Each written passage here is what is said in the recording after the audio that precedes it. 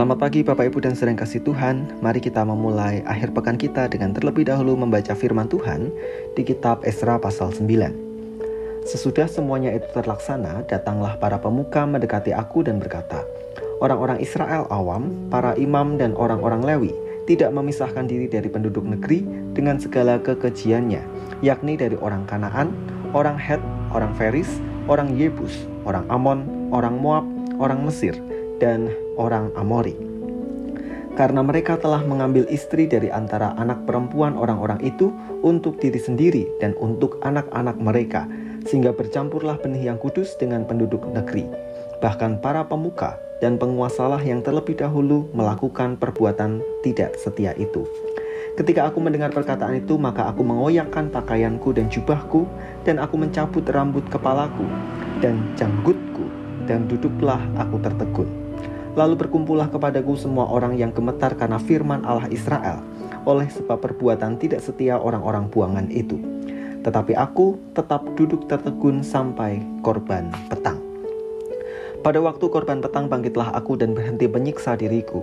Lalu aku berlutut dengan pakaianku dan jubahku yang koyak-koyak, sambil menadahkan tanganku kepada Tuhan Allahku.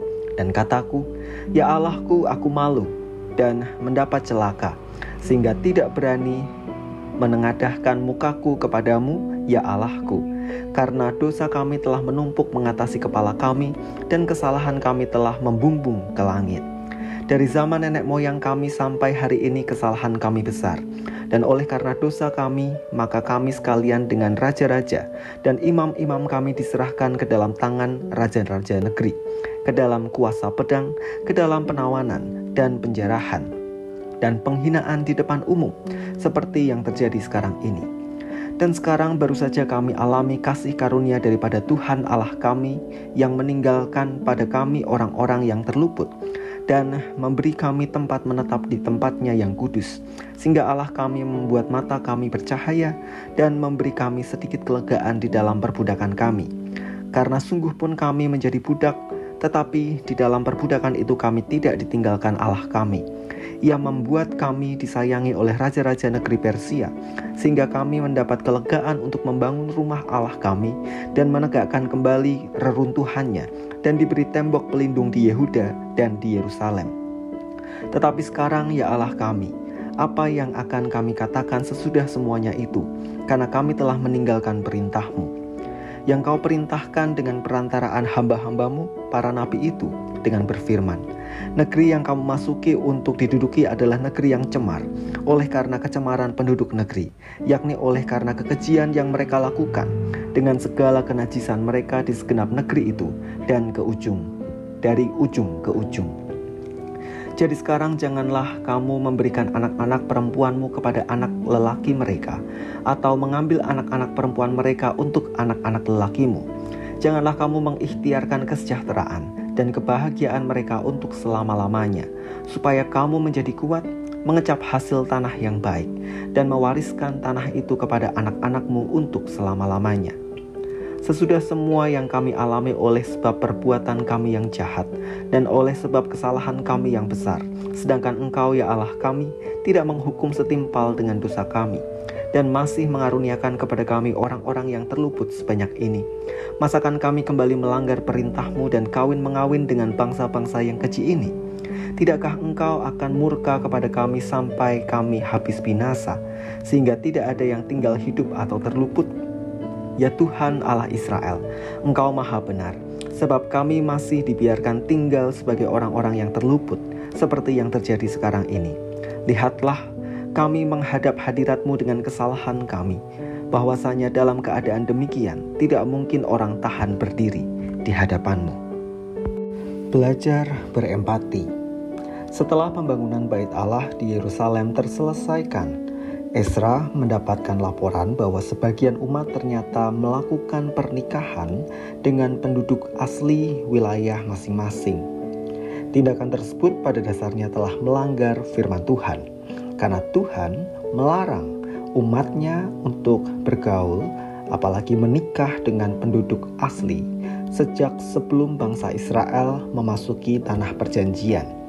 Alasannya jelas, bahwa penduduk asli yang tidak mengenal Tuhan berpotensi memberi pengaruh kepada umat Israel untuk mendua hati atau bahkan menyembah Allah yang lain. Ketika Ezra mendengar berita itu, ia berkabung. Ia menyesali perbuatan umat Israel. Ezra turut merasakan tindakan umat adalah sebuah pelanggaran yang mendatangkan kutuk bagi umat secara komunitas. Dalam hal ini, Ezra turut menggumuli apa yang sedang dialami oleh bangsanya. Ezra tidak berbangga hati karena telah mengantar umat yang dibuang kembali ke Yerusalem dan membangun bait Allah kembali di sana. Lebih-lebih, Ezra bergumul jika ternyata setelah mereka kembali ke Yerusalem, akhirnya umat tidak lagi setia kepada firman Tuhan. Bapak, Ibu, dan saudara yang kasih Tuhan, dari sini kita belajar bahwa ternyata dalam sebuah persekutuan atau komunitas iman, jika ada satu atau sebagian anggota sedang menghadapi sebuah pergumulan, seharusnya menjadi pergumulan bersama yang dihadapi juga bersama. Baik itu persoalan atau masalah, bahkan pelanggaran. Seharusnya semua turut prihatin, bahkan menggumulinya bersama. Maka mari kita belajar membangun empati, khususnya dalam sebuah komunitas iman. Ketika ada satu anggota yang bergumul, mari kita gumuli bersama. Ketika ada satu anggota yang bersyukur, kita pun syukuri bersama-sama. Mari kita berdoa. Terima kasih Tuhan untuk firman yang kami renungkan pada pagi hari ini.